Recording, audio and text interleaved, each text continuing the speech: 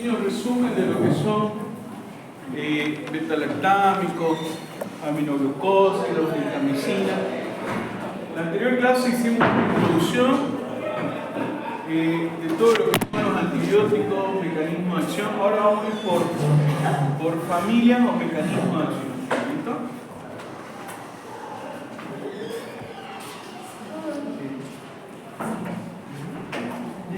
Para hablar un poquito y entrar en contexto, como concepto de antimicrobiano, esto es un resumen de lo que vimos en la anterior clase. Es sustancia química sintetizada parcialmente o totalmente en laboratorio que son capaces de inhibir el crecimiento o destruir microorganismos. Tanto el efecto bacteriostático como el bactericida en estos conceptos, ¿no? ¿Cuál es un antimicrobiano ideal para utilizarlo? ¿Cuál es el ideal para utilizarlo como médico a nuestro paciente? La toxicidad tiene que ser selectiva frente al microorganismo, o sea, esto significa lo que vimos los 10 mandamientos, ¿se acuerdan? El medicamento, solamente un antimicrobiano sirve para las bacterias, no virus. Y hay que explicarle a los pacientes que si le están dando un antibiótico, ya sea para profilaxis, le expliquen que ese medicamento no les da a los virus, ¿no? Porque hay médicos que directamente le decimos, ¿no? Va a tomar acitromicina o va a tomar penicilina o amoxicilina. Entonces no le comentamos al paciente que de repente nuestra estrategia es profiláctica. ¿Ok? Porque ¿qué es lo que está sucediendo ahora? ¿Cuál es el principal molestia a la emergencia? Todos van con un resfriado y dolor de garganta, todos, ¿no? Y uno normalmente, algunos colegas comienzan con antibióticos, pero por supuesto cada uno tiene su criterio diagnóstico y tiene que ser respetado. Pero un virus no se combate con un antimicrobiano. Podemos dar antimicrobiano, pero diciéndole al paciente que probablemente, ¿no?, la terapéutica sea como profilaxis para no tener infección. Bueno, entonces una sobreinfección bacteriana. Entonces la toxicidad tiene que ser selectiva. Mínima toxicidad al hospedador, larga vida media plasmática, una buena distribución del medicamento, baja unión a las proteínas plasmáticas, administración oral y parenteral, ausencia de reacciones adversas e interacción con otras drogas o fármacos, ¿no? Entonces, estas son las características de un antimicrobiano ideal, ¿no? Algunos conceptos que ustedes van a ver, y quiero que los sepan, que algunos antimicrobianos le llaman desinfectantes. ¿Qué son los desinfectantes? Solo se aplican a sistemas inanimados, ¿no? Eliminan la carga microbiana total. Se llaman desinfectantes. Se llaman satinizantes. Solo se aplican a sistemas inanimados y disminuyen la carga microbiana total, igual, ¿no? Y los antisépticos, ¿qué hacen? Reducen y controlan la presencia de microorganismos potencialmente patógenos y solo se pueden aplicar externamente en seres vivos como la piel y mucosa.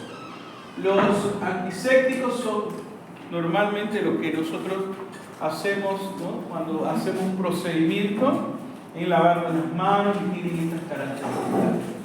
Los antimicrobianos tópicos, ¿no?, de uso tópicos en algunas situaciones sistémicos, reducen y controlan la presencia de microorganismos que han invadido el tejido y actúan en el organismo, ¿no?, pudiendo ser ingeridos, absorbidos por piel o inyectados. Vamos a tratar de que este concepto de uso tópico y de uso sistémico está relacionado por la distribución en todo el organismo, y de uso tópico local, ¿no? Está relacionado solamente para una superficie limitada de la misma. Ahora, ¿cómo clasificamos a los antimicrobianos? Según su efecto pueden ser bacteriostáticos. ¿A qué se refiere con bacteriostático? A no dejar multiplicarse o dividirse esa bacteria. ¿A qué llamamos bactericida? A la acción de destruir la membrana celular bacteriana directamente. Entonces, pueden ser bacteriostáticos o bactericidas. Ahora, también esto se polariza, podemos decir, a los hongos. Tenemos efecto fungostático y fungicida. O sea, también tienen estas características, ¿no? Lo que hablamos hace ratito. Entonces, bacteriostático, fungostático, fungicida, bactericida, también relacionados con los virus, pero cuando hablamos de estos efectos tenemos que especificar, ¿no? Si es hongo, si es virus o si es bacteria. Estructura química. La estructura química, el espectro de acción y el mecanismo de acción. Estructura química. Por ejemplo, los beta-lactámicos tienen un anillo beta-lactámico, todos tienen eso. Los macrólidos, ¿no? Tienen también su característica, ¿no? Químicamente hablando. Nosotros un poco hablamos de esto, ¿no? De las características químicas, pero sí hablamos del mecanismo de acción, ¿no? Este es nuestro fuerte en la parte médica, ¿no? Que tenemos que conocer. Por ejemplo, los inhibidores de la síntesis de la pared bacteriana se clasifican en familias, por ejemplo, beta-lactámicos, glicopéptidos. Son familias que están relacionadas a este mecanismo de acción. Cuando yo les diga familias beta-lactámicos, familia macrólidos, familia aminoglucósidos, familia glucopéptidos, familia carbapenémicos. Bueno, tenemos que relacionarlos y unirlos de esta manera. ¿Para qué, chicos? No es por locos ni nada de eso. Para que ustedes entiendan que esto tiene un orden. Si ustedes no se organizan en el orden de aprendizaje, no se van a poder memorizar. Es memoria, yo sé que es memoria, es repetición, la astucia de ustedes, cómo poder aprendérselo, ¿no? Algunos hacen memotécnicas, algunas veces las memotécnicas son muy ambiguas, ¿no? No llenan todo el espacio, pero por lo menos ayudan, ¿no?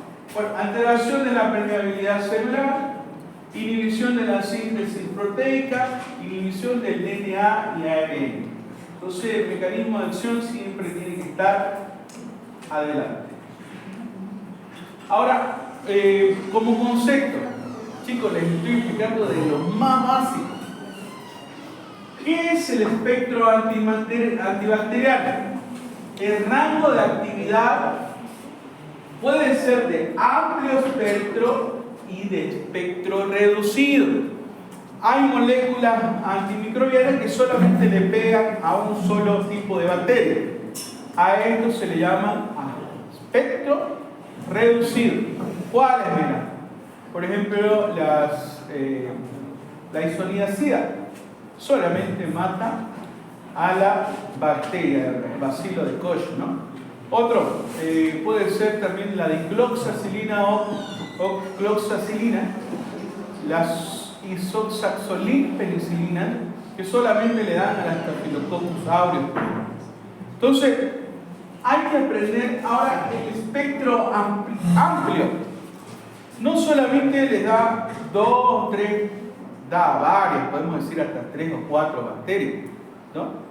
Entonces pueden ser gram positivos, gram negativos, anaerobios, que son y tienen esa característica de ser espectro amplio. Por ejemplo, aminopenicilinas, por ejemplo, son de espectro amplio. ¿Cuáles son esas? La amoxicilina, la ampicilina, son de espectro amplio. Cefalosporinas de tercera, por ejemplo. Podemos hablar de las carbapenémicos, por ejemplo. Son y tienen estas características, son de amplio espectro. ¿Entendido? ¿Entendido? ¿Sí? ¿Sí? ¿La última de aquí? ¿Sí? ¿O están haciendo acto de presencia? ¿No? Bueno. Entonces, la actividad bacteriostática. ¿Qué se dice de la actividad bacteriostática? Valor de la actividad antimicrobiana e inhibe el crecimiento del microorganismo. Entonces, el concepto bacteriostático está. Otro concepto que van a leer en los libros de farmacología, el CMI, es la inhibición de la concentración mínima antibacteriana. A eso ustedes van a encontrar esta sigla de acá, que es el CMI. Todos los libros de antimicrobiana hablan de ello, ¿no? Es concentración mínima inhibitoria. Con esa concentración mínima inhibitoria vamos a tener, ¿no?, la concentración más baja inhibe el crecimiento del microorganismo. La actividad bactericida, ¿a qué se refiere? Valor de la actividad antibiótica que destruye a un organismo, a un microorganismo, ¿no? Y por último, van a leer también en todos los libros de bacteriología o terapéutica antimicrobiana, ¿no?, esta sigla, SMB, que es la concentración mínima bactericida. Concentración mínima bactericida. Concentración más baja que destruye el 99.9% de la población microbacteriana. A eso se refiere con CMB.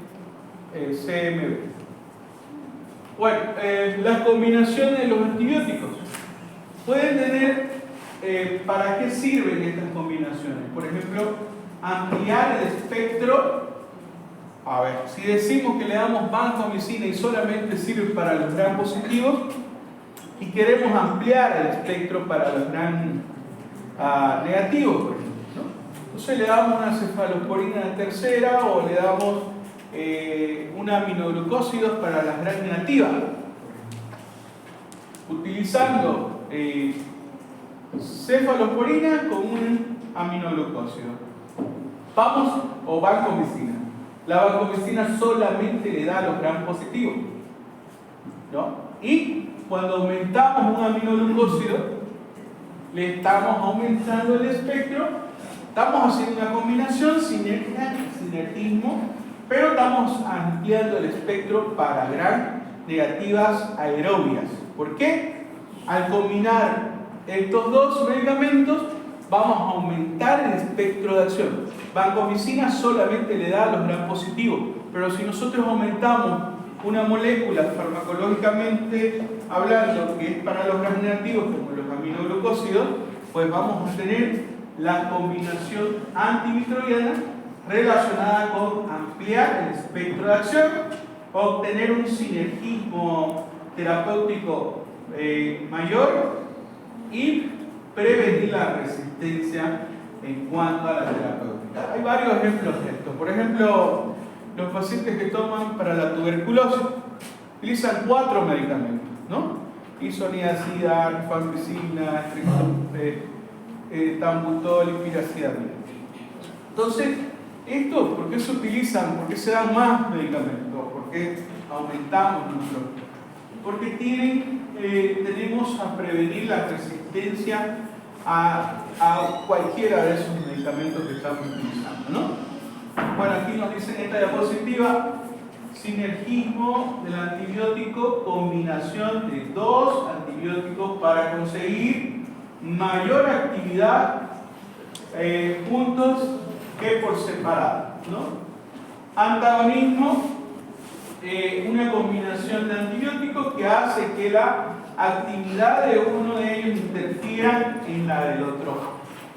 No tienen que haber ese tipo de combinaciones, porque si no, no sirve la terapéutica, ¿no? ¿Y cuál es el ejemplo que nos dan los libros? El uso de betalactámicos con tetracitina, por ejemplo. Esta es una combinación malísima, ¿no? ¿Por qué? Porque producen antagonismo en su espectro y en su relación, en su mecanismo de acción, ¿no? Entonces, tenemos una actividad antagónica y hay que tenerlo en cuenta siempre que podemos cometer este error. Por eso hay que siempre tener en cuenta el sinergismo que nos hace la terapéutica, ¿no? Mejor, y la evolución también para no producir efectos que no corresponden a la terapéutica. Aquí más que no se ve. A ver, la clasificación de los antibióticos. Una, por su mecanismo de acción, pueden ser bactericidas y bacteriostáticas. Por su estructura química, como les decía, la familia, macrólidos, aminoglucósidos, por eso se llaman así. Características químicas de cada una de ellas, ¿no? Dianas o sitios de acción antibacteriana. Entonces la clasificación está relacionada a esto, y esto es lo que tenemos que trabajar. Nos dice la clasificación en función al sitio de acción, sobre la pared celular, sobre la síntesis proteica, sobre la síntesis de los ácidos nucleicos y la inhibición metabólica. Entonces tenemos sus blancos o sitios de acción pueden ser sobre la pared celular. Por eso es importante conocer estructura de los gram positivos y gram negativos. No es mi locura que los gram negativos, ¿cómo funcionan? ¿Qué características tienen las membranas? ¿No? Decíamos, ¿tienen poros? ¿Las gram negativas tienen poros? ¿No hay? No tienen poros las gram negativas. ¿Y cómo? Tienen porinas. Unos poros se llaman porinas. Las moléculas se llaman porinas. Si no hay esas porinas, no hay cómo entra el medicamento, porque tienen dos capas. Las gram positivas tienen una membrana externa o una membrana interna. Las gram negativas tienen esa cara. Las gram positivas no la tienen. Tienen solamente una membrana y una pared, ¿no? Chicos, esto tiene que estar bien claro en esto, porque si no, va a ser para ustedes chino. Bueno, entonces nuestra clasificación en función al sitio de acción, sobre la pared, sobre la síntesis proteica, sobre la síntesis de los ácidos nucleicos e inhibidores del metabolismo. Vamos a comenzar con los inhibidores de la síntesis de la pared celular. Una clasificación bien bonita aquí, que creo que nos va a servir de mucho esta diapositiva para tenerla bien claro lo que hacen en su mecanismo de acción. Miren, los beta-lactámicos, ¿qué hacen? Se unen a unas proteínas que se llaman proteínas fijadoras de la penicilina, ¿no? Que afectan la síntesis de los péptidos-glicanos, la formación de los péptidos-glicanos. Entonces, esta molécula farmacológica se une a una proteína blanca, que es la proteína fijadora de penicilina, y lo que hace es inhibir la síntesis de formación de la pared que están formadas por los péptidos glicanos. la transpeptidación, el enlace que forman esas moléculas al formar la pared bacterial. Entonces, esa es mi célula blanco cuando utilizamos un medicamento en un beta-lactano. Glucopéptidos está relacionada, impiden la elongación de las también péptidos glicánicos, ¿no? Los glucopéptidos, ¿cuáles representan los glucopéptidos?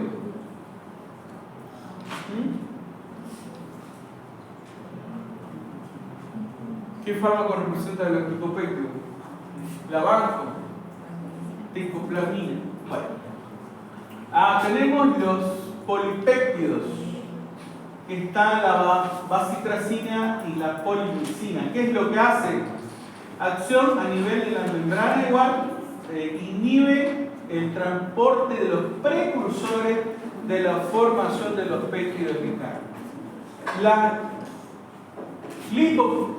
lipopéptidos, que tenemos la dactomicina, y por último tenemos la hexamidacida, etionamida, etambutol, cicloserina como medicamentos antituberculosos, e inhiben la formación, la síntesis también de la pared, pero se unen a los ácidos micólicos, que son aquellos que están formando la membrana del bacilo de Koch, ¿no? Por eso estos medicamentos se utilizan principalmente como antituberculosos. Entonces, el mecanismo de acción tiene que estar muy claro, porque se los van a preguntar en mi examen, yo se los voy a preguntar, en el examen oral se lo vamos a preguntar, y de aquí comienza una carrera de preguntaderas en todos los años de este tipo de estudios que se le hace a cada antimicrobiano. Vamos a comenzar con los beta-lactámicos. Como les dije, esta es la pared y estas son las moléculas que van formando esta pared, ¿no?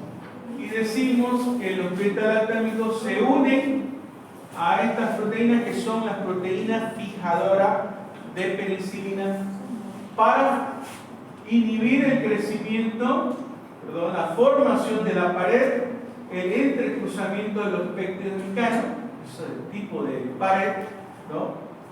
Va deshaciendo o va destruyendo, podemos decir, y produce la no formación de esta pared.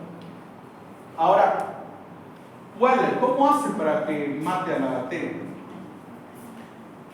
Como no hay esta pared, comienza a producir podemos decir, desequilibrio osmótico, ¿no? Comienza a producirse el cambio de osmosis, el cambio de presión dentro de la bacteria, aumentando la presión dentro de la bacteria y produciendo la lisis o destrucción de la bacteria. Hay un cambio osmótico del espacio extracelular al espacio intracelular, produciendo aumento de la presión intrabacteriana y produciendo destrucción. De esa manera es que funcionan este tipo de moléculas. Aquí tenemos, ¿no?, la unión a la proteína fijadora de penicilina, o sea, la molécula farmacológica, van y se unen y producen que toda la pared no se forme y haya esa estructura mal hecha ahí, ¿no?, y vaya a producirse el estado de hiperosmolaridad o aumento de la osmolaridad dentro de la célula y producir el estallido de la lisis, ¿no? La estructura química, bueno, aquí vemos a los beta-lactámicos en una clasificación que vamos a ver. Este es el anillo beta-lactámico y bueno, sus ramificaciones le dan las características a la clasificación, ¿no? Tenemos la penicilina, la cefalosporina, que tienen las ramificaciones, pero se mantienen los anillos beta-lactámicos y es por eso a la familia que corresponde. Ahora, tenemos medicamentos o moléculas que tienen una actividad química, como por ejemplo los inhibidores de la beta-lactamasa. ¿Qué hacen estos, no? Hacen resistencia de las bacterias a los antibióticos beta-lactámicos, se debe a la producción de beta-lactamasa. En realidad, los inhibidores de la beta-lactamasa solamente actúan a este nivel, a esta molécula, digamos, ¿no? La destruyen y tenemos varios compuestos químicos que son el ácido glaulánico, sulbactam, tazobactam, que se llaman inhibidores de la beta-lactamasa. Seguramente que han escuchado amoxicilina más ácido glaulánico, por ejemplo, ¿no? El ácido glaulánico es una molécula, no es un antimicrobiano, es una molécula que va a cambiar químicamente y va a dejar inutilizable a la beta-lactamasa. Es más o menos como un jueguito de... Vamos a hacer un jueguito para que no se duerman, están durmiendo, Mariano. Si nosotros tenemos aquí a la bacteria, va unida, este es un beta-lactámico. Cuando va solo la penicilina, por ejemplo, a la bacteria produce la beta-lactamasa. Cuando esta produce, se une a las características químicas de este medicamento y la inhibe, hace que no funcione. Químicamente la bacteria se prepara para este tipo de situación. Pero ¿qué pasa cuando nosotros aumentamos nuestro ácido glaulánico o inhibidores de la beta-lactamasa? Hace que entre junto, pero cuando dispara la bacteria su beta-lactamasa, ¿qué es lo que hace?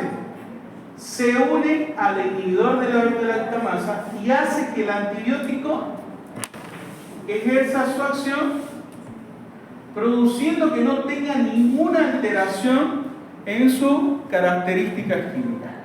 Entonces, esa molécula que vemos aquí, ¿no? Químicamente se llaman inhibidores de la beta-lactamasa e inhiben que esta molécula produzca daño al beta-lactámico, ¿no? De esa manera es que lo hace. Súper fácil. Pero, ¿no? Eso está relacionado al uso de esta molécula que no tiene efecto antimicrobiano, tiene un efecto químico, es un inhibidor, ¿no? Y recuperamos al antibiótico para que muera en sí esta bacteria y produzca el efecto que producen los beta-lactámicos, que es un efecto bactericida, ¿no? Bien, la clasificación de los beta-lactámicos, ¿cómo se clasifican? Penicilina, cefalosporina, carapenémicos y monobactámicos. Sí. Entonces tenemos a las penicilinas, cefalosporina, y vamos viendo que estas características amplían su espectro, ¿no? Amplían sus características químicas podemos decir, en sus ramificaciones, y vamos aumentando el espectro de acción también. Y aquí esto es muy, pero muy importante, ¿no? Las penicilinas naturales, ¿cuáles son? Penicilina, la penicilina G, fenoximetilpenicilina, que es la penicilina B. Me dirá el doctor, ¿cuáles utilizamos acá? Las penicilinas naturales se clasifican: penicilina benzatínica, procaínica, sódica, potásica, que todas estas tienen sus características. La penicilina benzatínica y procaínica se llaman de depósitos, por si acaso. ¿Por qué depósitos? Porque su vida media o su acción está relacionada a más de un día, 2 días. Por ejemplo, la penicilina benzatínica, 28 días, por ejemplo. Por eso es que se da solamente una dosis. Y hay penicilinas, por ejemplo, que vienen con nombres comerciales y vienen 3 en una. Terbosil, la Terbosil, por ejemplo, el Triapen. Terbosil son 3 medicamentos y son penicilinas naturales. Son benzatínica, procaínica y sódica. ¿Y qué es la diferencia? Me dirán, ¿son más potentes, doctor? Resulta que lo único que la diferencia es la vida media de cada una y sus características de acción. Por ejemplo, la benzatínica podemos decir hasta 28 días. Imagínense. La procaínica podemos decir 24 horas. Y la sódica podemos decir hasta 6 o 4 horas. Entonces, todas estas moléculas son y están relacionadas con su espectro o actividad. El Streptococcus, beta hemolíticos y mayoría de los Streptococcus. Meningococo, la mayoría de los anaerobios eran positivos. Bueno, y tenemos una limitada actividad frente a los estafilococos y pobre frente a gran negativos aerobios y anaerobios. Entonces, la terapéutica se limita, vamos solamente al uso para el Streptococcus y el meningococo. La penicilina resistente a las penicilinasas. Aquí tenemos esta clasificación. Tenemos de uso actual, por ejemplo, cloxacilina, dicloxacilina. La napsilina ya no se utiliza. Solamente utilizamos en nuestro medio cloxacilina, oxacilina y dicloxacilina. Esto lo van a utilizar todos los días. Cuando ustedes tengan su consulta, vienen los niños principalmente con enfermedades de piel, ¿no?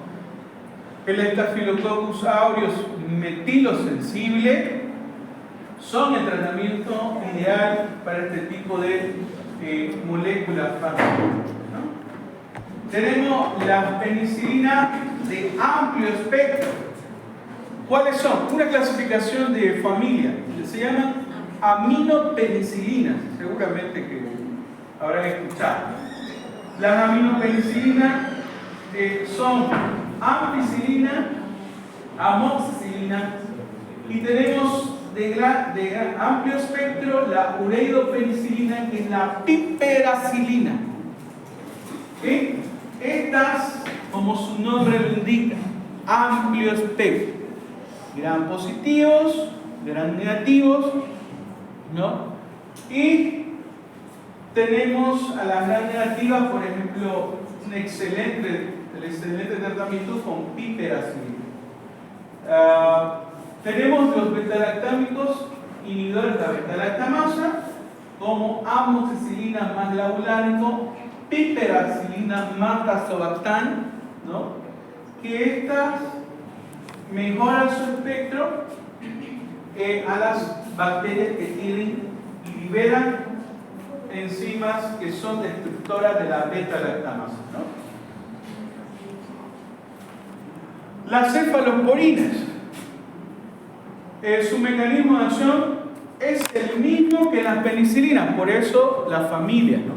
Beta-lactámicos, familias, penicilinas, cefalosporinas, monobactámicos y carbapenémicos, ¿no? Esta es la familia. El mismo mecanismo de acción, si ustedes me preguntan, el mecanismo de acción de la cefalosporina de tercera generación, ceftriaxona, ¿cuál es? Mecanismo de acción de la ceftriaxona.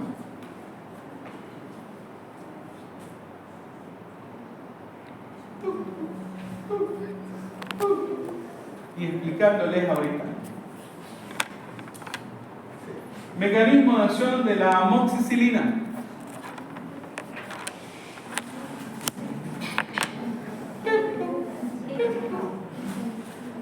¿Ah?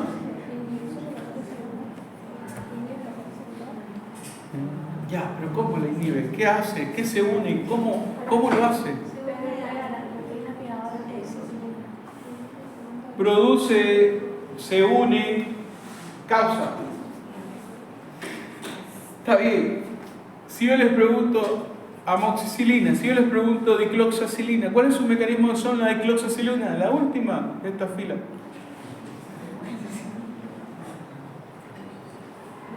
De la dicloxacilina. No sabe. Aquí la última. Tampoco. El último. Tampoco. Ahí. Tampoco.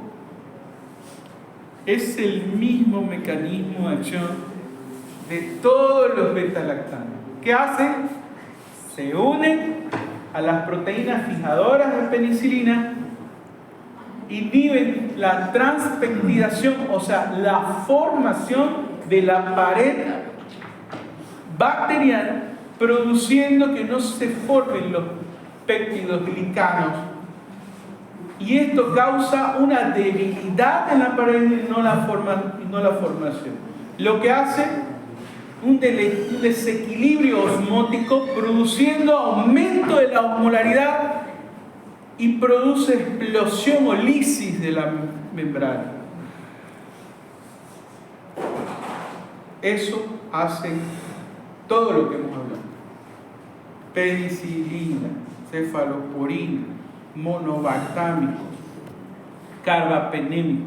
Dentro de las penicilinas, la G, penicilina benzatínica, procaínica, sódica, potasio. ¿Cuál más hace este mecanismo de acción? Las isoxazolilpenicilinas, que son cloxacilina, dicloxacilina, oxacilina. ¿Cuáles hacen estas? También las que tenemos acá en la cefalosporina de primera generación, ¿no? Las de segunda generación, todas hacen esa. Ese es su mecanismo de acción.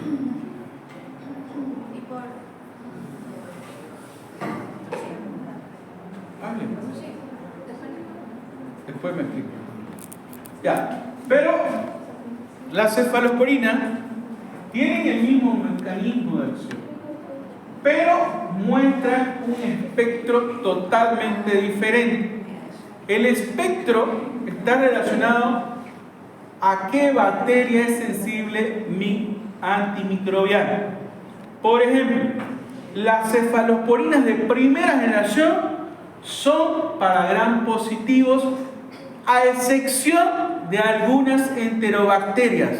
Por ejemplo, ¿cuáles? Escherichia coli, Klebsiella. ¿Lo ven? Bueno, ¿son enterobacterias? Sí. ¿Y sirven para qué? Si yo les digo sirven para la Escherichia coli, ¿qué enfermedad produce la Escherichia coli? ¿Ah? Normalmente infección del tracto urinario. La anterior semana fui a ver a un pacientito, me dice el doctor, por favor, quiero que lo vea a mi hermano, me llaman y me dice, fui y lo vi, hice una atención en casa, estaba siendo tratado en una clínica que es Santa Cruz. No voy a decir nombre ni nada, pero tenía un acceso en muslo, a este lado. Cuando hice la curación, me dice, no, es superficial nomás. La secreción de pus era como un grifo.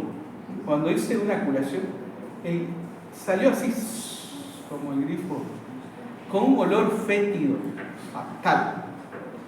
Y el tratamiento le estaban dando solamente cefalosporinas de primera generación.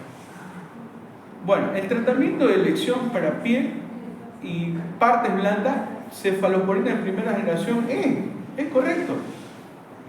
Pero la profundidad y las características eran totalmente diferentes. O sea, hicieron un cultivo, bueno, se hizo hacer el cultivo, fui, drené, hice la curación, le dije no tenemos que cambiar el medicamento, no le dije nada más, ¿no? Le dije lo que tenía que decirle a su médico. no quería meterme en más. Pero cuando se hizo el cultivo, salió Escherichia coli. ¿Por qué Escherichia coli a este nivel? Y una persona que no es cualquier persona, o sea, estamos hablando de personas que tienen educación de la medicina. ¿Por qué creen que ahí Escherichia coli?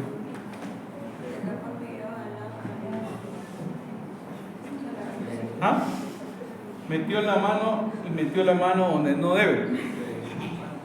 O sea, seguramente hizo una maniobra de curación sin lavarse las manos. Entonces la Escherichia coli migró de allá para acá. Era una sobreinfección. Que cuando yo hablé con su médico, y su médico es un amigo mío de formación, o sea, de un año más era yo aquí en la universidad, ¿no? Hablo con él y le digo, mira, lo que está pasando, vi esto. Sí, Juan Carlos, comenzamos a hablar sobre el tema, sin necesidad de hacer nada, ¿no? Después la evolución fue mejorando, le pusieron un drenaje automático ya, para que no se lo toque. Claro que eso tiene un costo aparte, un punto aparte, digamos, ¿no? Y bueno, eso es lo bonito de medicina, de compartir experiencias, ¿no? Y bueno, pues yo toda la vida me dediqué a hacer curaciones, me va a decir, sí, es verdad, hacía curaciones a mis pacientes. Cuando estaba en el hospital, me encanta hacer curaciones, es lo que más me gustaba, ¿no? Hacía curaciones espectaculares, les mostrara las imágenes. Pero bueno, son cosas que ya pasaron a la historia en mí. Pero igual estamos ahí, ¿no? No sé si seguimos. Se comenzó, este pacientito le dieron, aunque salió Escherichia coli, salió resistente a todo, menos a ertapenem. O sea, un medicamento que vale 800 bolivianos cada frasquito. Tiene que darse cada 12 horas. Ya saben. Pero bueno, lo que tiene tanto pues tiene que se hace, ¿no? Otra cosa es no tener. Normalmente este tipo de situación. ¿Por qué tanta resistencia? ¿Por qué tantos medicamentos por resistir? Porque seguramente se automedican. Cuando tenés plata vas y te compras, pues denme lo mejor de lo mejor, me dicen. ¿No? En la farmacia, dicen se les brillan los ojos, ¿no? Los farmacéuticos. A este le vamos a dar lo más caro. Y le dan lo último de lo último, le dan un medicamento que sirve para todo. Amplio espectro. Y cuando acordamos, resistente a todo. Y le comenzaron piperacilina más tazobactam. Le cambiaron a ertapenem porque era resistente a la pipe. Matazo, medicamentazo, ya chao.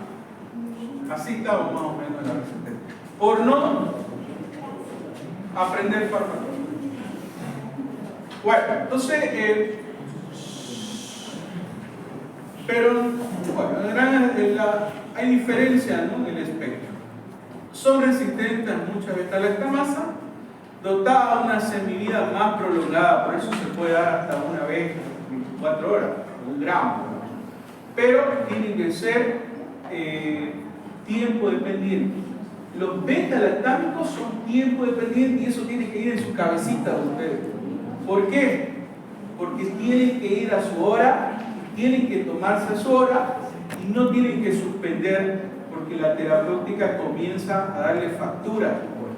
O sea, si es que no cumple con la adherencia del tratamiento indicado por sus médicos.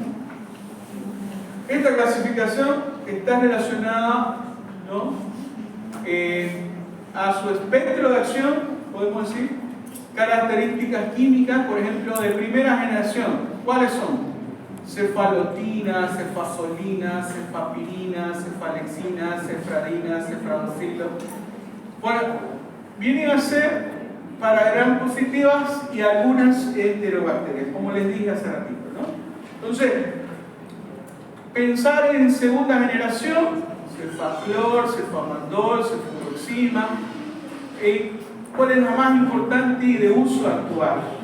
En nuestro medio no se utilizan de segunda generación, pero sí la tenemos en la cefuroxima, tanto por vía oral como por vía endovenosa.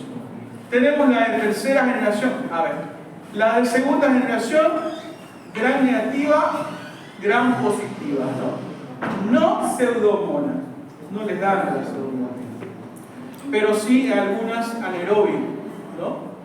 A las anaerobias tienen ya la segunda generación actividad, pero su actividad antimicrobiana es mitad gram positivo y mitad gram negativo. Mejoran su espectro para las gram positivas, las de tercera generación, y todas se utilizan, en nuestro medio se utilizan todas hay